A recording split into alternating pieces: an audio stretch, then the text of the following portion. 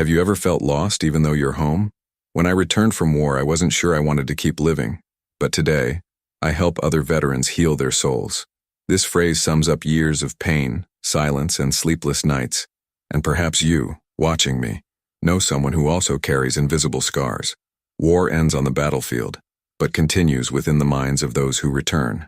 That's what we'll talk about today.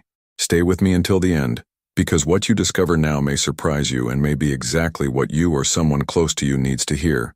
In the first few months after returning, everything felt out of place. The city streets were so quiet, yet at the same time any noise made me shiver.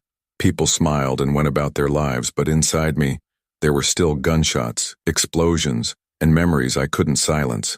Have you ever been there? Feeling like no one understands what's going on inside your head? That was my daily routine. I was surrounded by people, yet I felt alone in the crowd. The early mornings were the worst. The sound of a car passing outside would wake me up as if I were back at the front. I paced the house trying to convince myself I was safe, but safe was a word that seemed to have lost its meaning. And you know what was hardest? On the outside, I looked fine. People said, "You're strong, you survived." But inside, I was broken. What no one told me is that returning home is often the beginning of a new battle.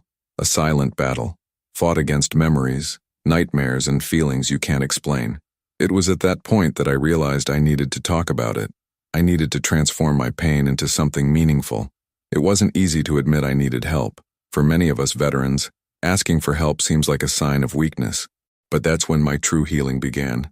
I started talking, sharing my feelings, sharing my memories with people who could understand. And little by little, something changed. Today, when I tell this story, it's not about war, but about life, about starting over, about hope. Because if there's one thing I've learned, it's that no matter how low you've fallen, there's always a way back. And I want to show you that path. Stay with me, because what comes next could be the first step toward a transformation you never imagined possible. The next chapter of this journey is something that can open your eyes and warm your heart. And you know what? This journey isn't just mine. It can be yours too. Every story we share here helps someone on the other side of the screen realize they're not alone.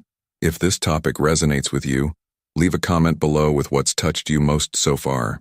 It could be a memory, a feeling, or even a word of support for someone going through this.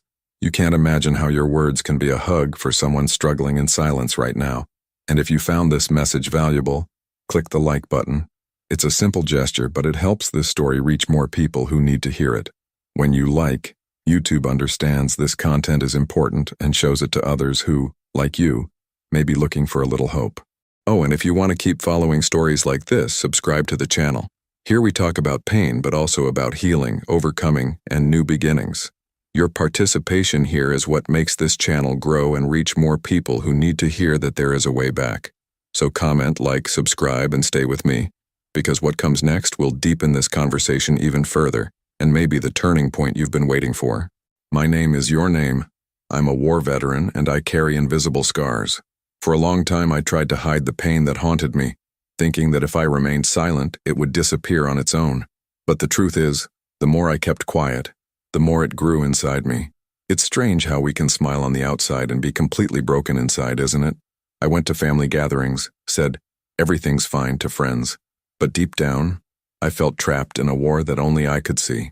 It felt like I was living a parallel life. The world was spinning outside, but inside, time had stopped on that last day at the front.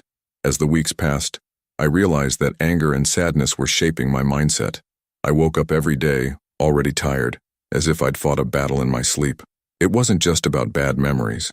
It was about how they controlled my decisions, my reactions, my relationships with the people I loved. Small noises threw me off balance. Crowded places put me on alert, as if I always needed to know where the emergency exits were. And the scariest thing was the silence. It didn't bring peace. It brought memories. It was in this silence that came the flashes, the smells of gunpowder, the faces of friends who never returned. It was during this period that I realized something needed to change. I was missing important moments in my life, distancing myself from others, and failing to truly live. And this realization was hard because I admitted I wasn't invincible. For someone who's always been trained to be strong, admitting weakness seems impossible. But it was this vulnerability that showed me the first step toward transformation. Recognizing I needed help was like opening a window in a dark room. Suddenly a beam of light entered. From then on, I began seeking knowledge. I read about trauma, about how the body and mind register every extreme experience, and I understood that what I felt wasn't a character flaw, but a natural response to everything I'd experienced. This completely changed my perspective. Realizing that my mind was trying to protect me, not sabotage me, brought a new kind of self-compassion. I started practicing small things, conscious breathing, physical exercise, writing about what I felt. At first it seemed futile, but little by little I felt a difference. Each step brought me closer to something I hadn't felt in years: hope. This journey made me realize that emotional wounds are like physical ones. They require care, time, and patience to heal. And the further I progressed, the more I wanted to help other veterans find this path. That's when I found my mission: to transform my pain into a source of support for those still struggling in the dark. Now I want to delve even deeper into this topic, because there's a hidden truth that almost no one talks about. Returning home can be more challenging than the war itself. It seems contradictory, but when the body is safe, the mind finally has space to relive what happened. This is why so many veterans feel broken after it's all over. I began to observe behind the scenes of my own life, to notice how small things, a sound, a smell, a date, had the power to take me back to places I didn't want to revisit. It was at that point that I understood the importance of rebuilding my mindset, of choosing every day to move forward even when it seemed impossible. This process isn't quick, and it's not always pretty. Some days you take 2 steps forward and 1 step back. But there's a real impact when you decide to face what haunts you head on. It's as if each decision is a small victory, and each victory gives you back a piece of your life. This is the part few people see: the silent work, the difficult conversations, the moments of vulnerability that seem to knock you off your feet. But that's exactly where transformation happens. I want you to allow yourself to think about this too. Maybe you're not a veteran, but you've certainly experienced something that left a deep impression on you. A grief, a trauma, a loss. The process is the same: recognizing, accepting, and seeking healing. It's a path that requires courage, but also commitment. And believe me, every step is worth it. Write in the comments, "I want to start over." People saw a hero, but inside me were battles no one could see. The day I stepped foot in my home seemed like the beginning of a new life, but in reality, it was the start of a silent war. The first night was a shock. The silence I'd once craved seemed deafening. I lay in my own bed, but every noise from the street, every distant door slam made my heart race as if I were back on the front line. My eyes darted around the room, searching for threats that didn't exist. And despite myself, I slept with the lights on, as if their brightness could chase away the ghosts of memory. Isolation began without me realizing it. First, I turned down a family party, then a barbecue with friends, and before I knew it, I was going weeks without seeing anyone. I told myself it was just fatigue, that I needed time to adjust. But deep down, I knew I was running away from the looks that asked without words if I was okay, running away from the questions I couldn't answer, running away from the life that seemed to have moved on without me. And the further I distanced myself, the harder it became to return. Anxiety became my shadow. It walked with me constantly, glued to every thought. It was as if my body was programmed to react to danger even when there was no danger. At the grocery store, I scanned every corner, looking for a quick exit. In restaurants, I had to sit with my back to the wall to feel safe. And if someone surprised me from behind, I reacted with a tension that frightened even people who simply wanted to hug me. Living like this is tiring, draining your strength and stealing your peace. The nights were a battlefield. I would wake up sweating, my heart racing, with images so vivid in my head that it took minutes to remember where I was. I tried to avoid sleep, to stay awake as much as possible, but that only made everything worse. My exhausted body and racing mind were a dangerous combination. There were times when I thought I would never return to a normal life, that I would be forever trapped in that cycle of fear and memories. This was the hidden truth that almost no one sees. Going home doesn't mean going back to living. The impact of all this spread to other areas of my life. My relationships became fragile. The slightest word could set me off. Any criticism felt like a threat. I felt misunderstood and at the same time unable to explain what was happening to me. People thought it was a whim, that I could just get over it. But anyone who's been through something like this knows it's not that simple. It's like carrying an invisible weight on your shoulders, unseen but always there. Now I want to delve even deeper into this topic because this internal struggle forces us to make decisions every day. Decisions about whether to leave the house, whether to talk to someone, whether to face or flee from our own thoughts. This is the part no one sees, the backstage of the mind of someone who has returned from war. And it is in this backstage that true transformation begins. When I understood that I could no longer hide, that I needed to face these memories, something inside me began to move. It was as if I gave myself permission to start over, even if it was one step at a time. This journey wasn't made of giant leaps, but of small victories. Getting a full night's sleep without nightmares, leaving the house without feeling my heart race, being able to truly laugh after months of silence. Each step forward was a revelation, a reminder that there was still life after all. And it's this life I want to show here, because it is possible, even when all seems lost. Write in the comments, I carry my battles. It was a silent night when everything fell apart. I was alone at home, sitting in the dark, and the weight I'd been carrying seemed to finally have overcome me. That silence, which had been bothering me for so long, became almost unbearable, as if the air had become too heavy to breathe. My thoughts were an uncontrolled storm, a jumble of memories, voices, and images that seemed to want to swallow me whole. It was at that moment that I realized I was at my limit. Either I asked for help, or I would lose myself forever. And I'm not talking about asking for help symbolically. It was literally choosing between continuing to fight or giving up. That was the breaking point. That moment when you look at yourself and ask yourself if it's worth continuing. It wasn't a moment of courage, it was a moment of despair. But curiously, it was there that a strength I didn't know I had was born. It was there that I realized I was tired of surviving, and that I wanted to live again. This decision wasn't pretty or heroic. It was painful and full of tears. But it was real. It was the first step toward a transformation that would change everything. That night, for the first time in a long time, I picked up the phone and texted someone I trusted. I didn't write anything elaborate, just, I need to talk to you. It was like a dam had broken. When that person arrived, I spoke. I spoke of everything that was stuck in my throat. I spoke of the memories that haunted me, the sleepless nights, the unexplained anger, the fear of losing control. And to my surprise, I wasn't judged. I was heard. That silent listening was the beginning of something new. That was the first revelation that gave me hope. Realizing that speaking out didn't make me weak. It made me human.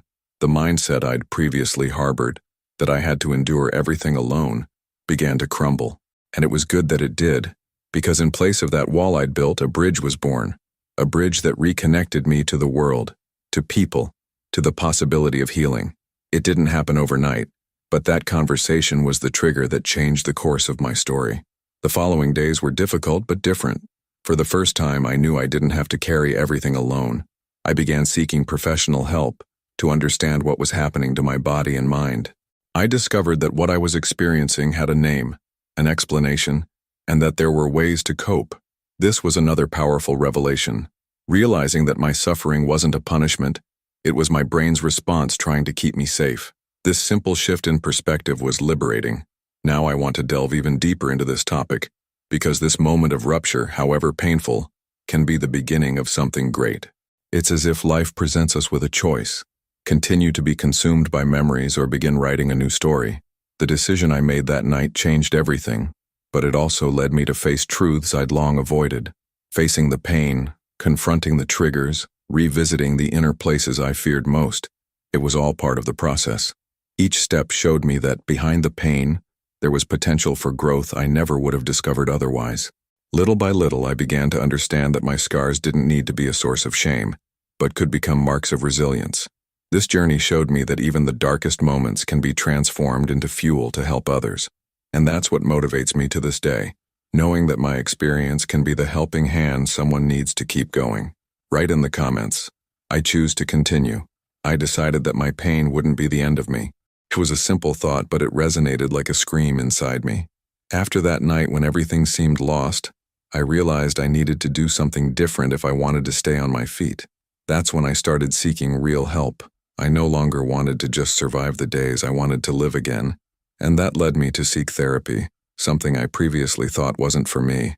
I remember the first session, My hands were sweating, my voice was breaking, and I wondered if I could really talk about it all. But when I finally started, I felt like a huge weight had been lifted off my chest. With each meeting, something in me shifted.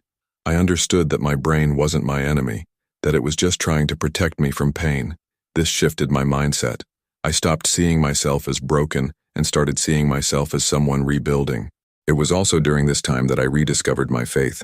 It had been a long time since I'd knelt or said a real prayer, but when the silence in the house became too much, it was prayer that brought relief. It was as if, for the first time in months, someone was truly listening to me.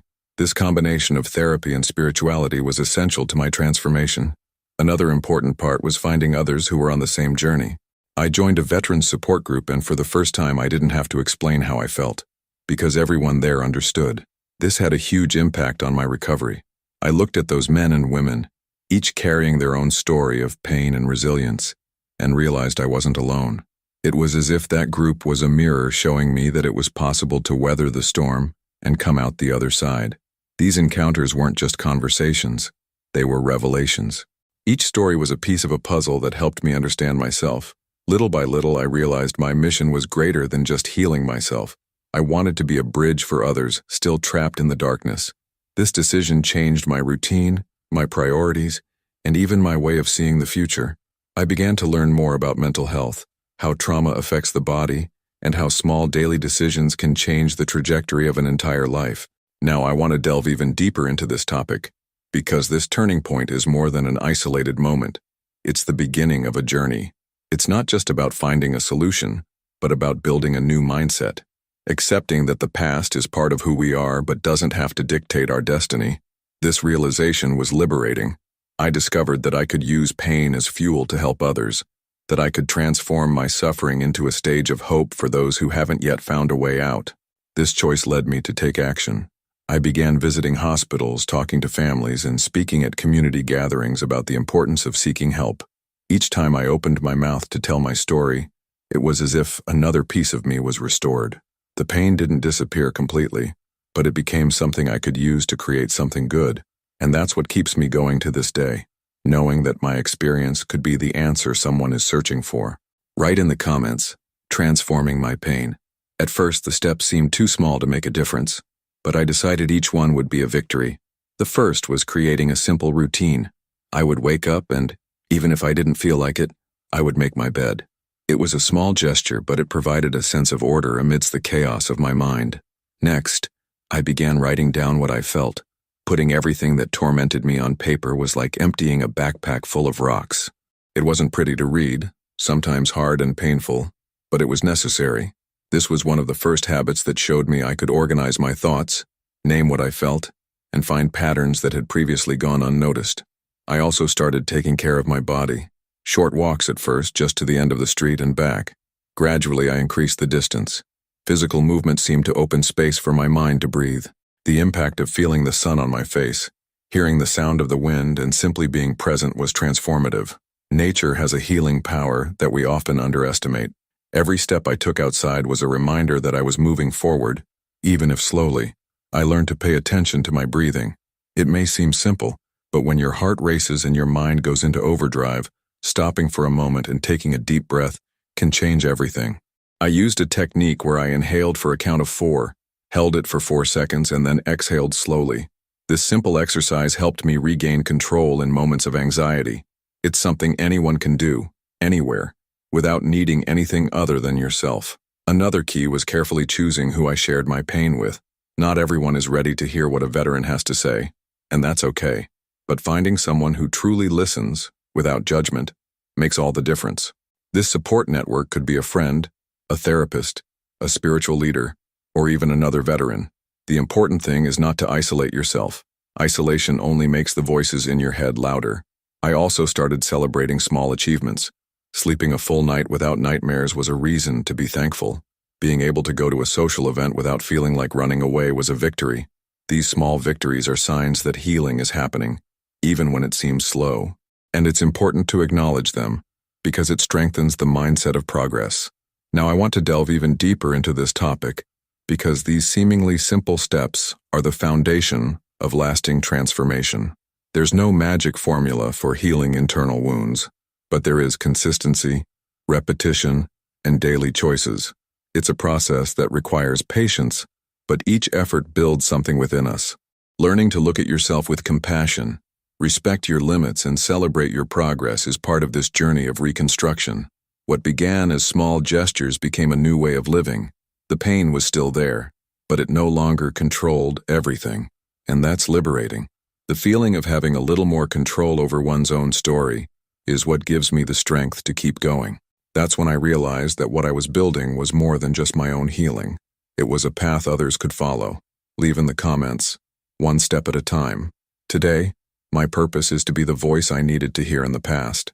For a long time, I searched for someone who would truly say, "I understand what you're going through," not just to be polite. Now that's what I do for other veterans. I've turned my pain into a mission, and this mission takes me to places I never imagined before. I participate in support groups, share my story in lectures, and create safe spaces for others to speak without fear. There's nothing more powerful than seeing the relief in someone's eyes when they realize they're not alone. This impact is real, almost palpable. Each conversation is like turning on a light in a dark hallway. I remember the first time I spoke publicly about everything I'd experienced. My hands were shaking, my heart was racing. But when I finished, the silence in the room was followed by something unexpected. Other people started talking too. That moment was like watching a series of doors open. It was then that I realized my story could be more than a painful account. It could be a turning point in someone's life, and that completely changed my mindset. I stopped looking at my past as a prison and started seeing it as a map, a guide to help others find a way out. Today, I closely monitor veterans who are still in the early stages of healing. Some of them arrive full of resistance, thinking they don't need anyone. I understand this feeling because I've been there, but with patience, they begin to open up. Each session, each conversation, is a revelation about how trauma affects each person differently, but also about how they have something in common, the desire to find peace. And seeing this process unfold before my eyes gives me a sense of accomplishment, even though I know the work is never done. I also extend this support beyond veterans. Families are often the first to feel the invisible impacts of war. So, I make a point of including wives, children, and parents in these conversations. I explain what goes on behind the scenes in the minds of those who have returned from the front, helping to translate behaviors that seem distant or aggressive, but are actually defense mechanisms. This dialogue brings people closer, reduces conflict at home, and strengthens the supportive environment for the recovering veteran. Now I want to delve even deeper into this topic, because this work isn't just about healing old wounds. It's about creating a network of hope that spreads. When a veteran finds the strength to get back on their feet, they become an inspiration to others, and thus begins a chain of transformation. It's a journey that goes beyond the individual. It's about changing the mindset of an entire community, about showing that we don't need to be ashamed to seek help, about breaking the stigma surrounding mental health issues. This mission has also transformed me. With each story I hear, with each grateful hug I receive, I feel my own healing process deepen. It's as if each life touched restores another piece of me that was lost in the war. It's a work that demands energy, compassion, and perseverance, but it also teaches me every day about resilience, faith, and the power of small decisions. Leave a comment. I want to be that voice. One of the most memorable moments of my journey was meeting a veteran named Daniel. He came to me on a rainy afternoon, almost against his will. His wife had insisted he seek help, and he agreed more to please her than because he believed anything could change. When he entered the room, his body spoke louder than his words. Tense shoulders, downcast gaze, hands clenched into fists as if ready to defend himself against something. I recognized that look immediately. It was the same one I saw in the mirror on my worst days. He sat down slowly, silently, and the first thing he said to me was, "I don't think this is going to work for me." It wasn't an aggressive rejection. It was a weary confession from someone who had tried alone and found no way out. I didn't insist that he talk more during that first meeting. I just told him it was okay if he didn't want to talk, that he could use that space to simply breathe. We sat in silence for a few minutes. Sometimes you need to start like that, letting someone realize they don't need to explain themselves to exist. When he got up to leave, he looked at me for a second, and that look said more than any speech. There was a cry for help there. The second time we saw each other, something changed. He sat down and said, "You know, I almost didn't come today, but if I went home and pretended everything was fine, it would just be another sleepless night. Then he started talking. He told me he couldn't stand the neighborhood fireworks anymore because the sound took him straight back to the battlefield. He said he avoided crowded places, that he couldn't enter a supermarket without feeling his whole body on alert. He spoke of the anger that arose without explanation, the frustration of not being able to explain to his family what he felt, and the shame of no longer being the man he used to be. I listened to every word, and when he finished, I shared a piece of my own story, not to take his place, but to let him know he was talking to someone who knew that territory inside out. It was at that moment that something changed. He took a deep breath, looked at me, and said, "Then I'm not the only one." From then on, we began a journey together. Daniel began with small but steady steps. At first, he only allowed himself to leave the house to walk around the block. It seemed like little, but it was an act of courage. Then he decided to return to playing the guitar, something he loved before going to war. Music was a balm for him, a way to express what couldn't be expressed in words. I remember the first time he brought his instrument to the support group and played a song he had composed alone, a mixture of pain and hope. The room fell silent, and when he finished, several veterans' eyes filled with tears. It was as if we had all been healed a little that day. As the months passed, Daniel began to transform his own story into something bigger. He began encouraging other veterans to seek help, sharing how he himself resisted for a long time before accepting his need for support. He often said that the worst battle was against one's own pride, and that the true victory was deciding to break down that wall. I saw this man, who had once walked into the room with his head down, become one of the most active in the group. He organized meetups, called isolated colleagues, and sent messages of encouragement. It was as if his pain had found purpose. Now I want to delve even deeper into this topic because stories like Daniel's are not only beautiful to hear, they are proof that transformation is possible. There is a hidden power in connecting with those who understand our pain. This is the hidden truth that many fail to realize. Healing rarely happens alone.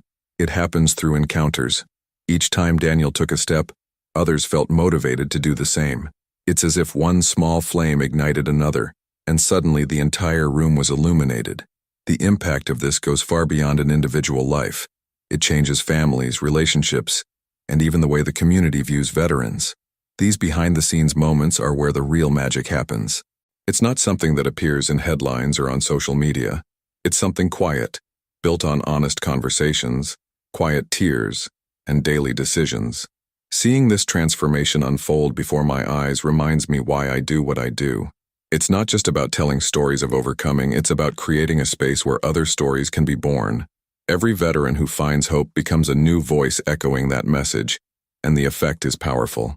Daniel still has difficult days, and so do I. But the difference is that today we know we don't have to face them alone.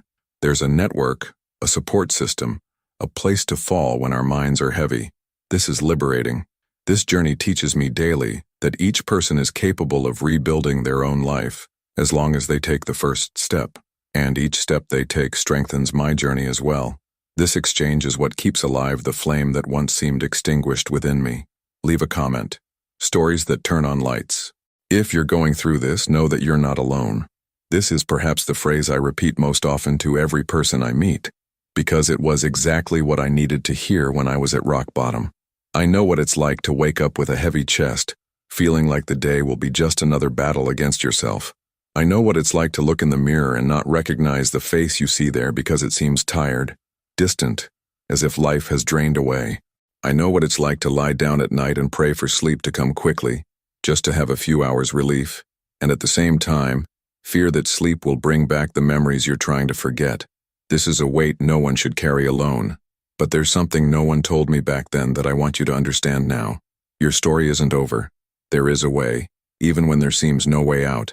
When I was at my lowest, hope seemed a distant, almost irritating concept. Those who have never experienced something like this often repeat cliches like, "It will pass," or "Think positively," and this only increases the feeling of isolation. But one day, in one of those moments when the pain was at its strongest, I realized I had a choice. I could give in and give up on everything, or I could try again, even without knowing what to expect. This decision wasn't easy. It was one of the most challenging acts of my life, but it was then that something began to change. Hope arrived silently, like a small flame. This flame was first lit through honest conversations. Conversations that hurt because they forced me to revisit memories I'd rather forget. But that also freed me because each time I spoke, the weight seemed a little lighter. Then it grew stronger through the small victories of everyday life. The first night I could sleep without problems. The first genuine smile in months. The first hug I could give without feeling like my body was locked up. Each of these moments was like a brick being placed in the reconstruction of who I was.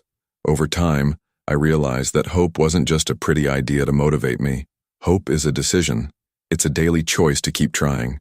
It's looking at your past and, instead of just feeling pain, beginning to see how much you've already overcome.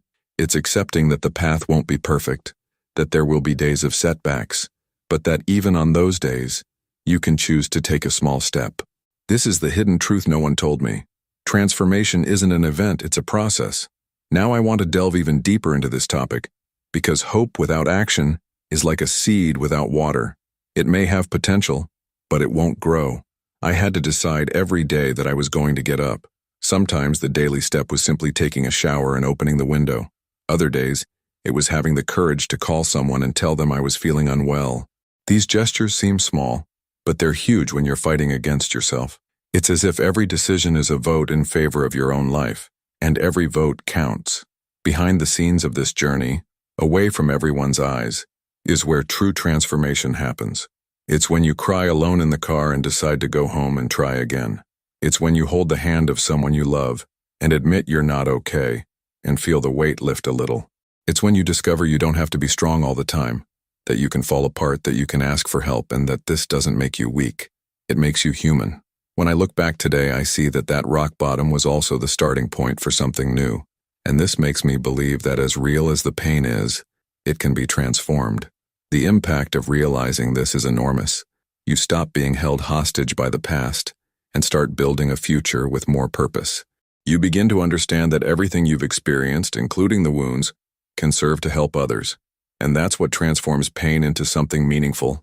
With every veteran I meet, with every person who reaches out to me saying they see no way out, I feel a responsibility to remind them there is a tomorrow.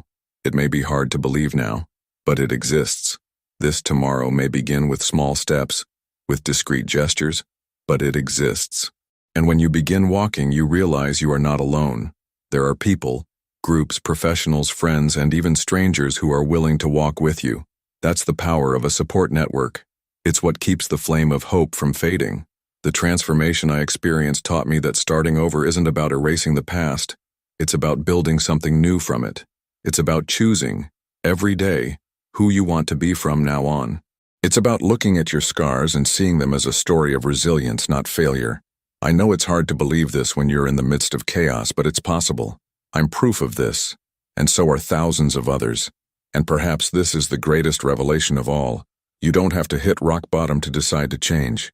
You can start today exactly where you are, just as you are. You don't have to wait for everything to make sense. The simple act of deciding to keep going is already a victory. And that decision, no matter how small it may seem, can change the course of your life forever. Write in the comments, "My hope is alive." If this message touched you in any way, I want to invite you to join this conversation in a deeper way.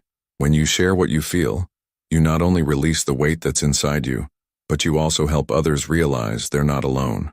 Writing what's on your heart is a powerful act, because it transforms something that was previously trapped inside you into something that can be looked at, understood, and even reinterpreted. So, tell me in the comments, what was the biggest challenge you or someone you love faced after returning from war, or after experiencing a significant trauma? It could be a word, a phrase, or even a memory that left a mark on you. Each story told here can be a turning point for someone reading in silence. When you comment, you also help this space become a place of support, hope, and real transformation. It's not just about numbers or statistics. It's about impact. It's about showing that there's a community that understands what it means to fight internal battles and still choose to keep going. This simple gesture can spark courage in someone who's about to give up. Now, I want to delve even deeper into this topic because this exchange that happens here has a power that goes far beyond the screen. It's a way of creating connection, of forming an invisible network of people who strengthen each other.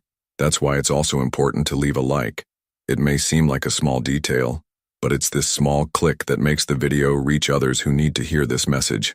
It's as if you're passing on a word of hope, expanding the reach of this voice. Every interaction here carries real weight. It helps this message reach those who may be having the worst day of their lives, those who are looking for a sign not to give up, and you can be that sign. Every time someone engages, this content goes further, and together we can build a place where talking about pain and healing is normal, where asking for help isn't taboo, where silence isn't the only option. When I think about everything I've experienced, everything other veterans and trauma survivors still face every day, I feel like this is our opportunity to transform the internet into something that heals, inspires, and offers a path. So, if this story resonated with you, if it touched something within you, leave that mark here. Write, interact, be part of this process of change. Write in the comments. My voice matters. If you've made it this far, it's because something in this message spoke directly to you. This makes me very happy, because it means we were able to create a genuine connection throughout this conversation. So here's what you need to do. Subscribe to the channel to continue walking with me through these inspiring and empowering stories. This space is designed for this, so we can continue exchanging experiences and finding new paths together. Please also leave a like, as it's a way to show that this content resonated with you and helps this message reach those who need to hear exactly what you heard today. And if you read all the way to the end, write in the comments, "Walking along." That way I'll know you were with me until the very end.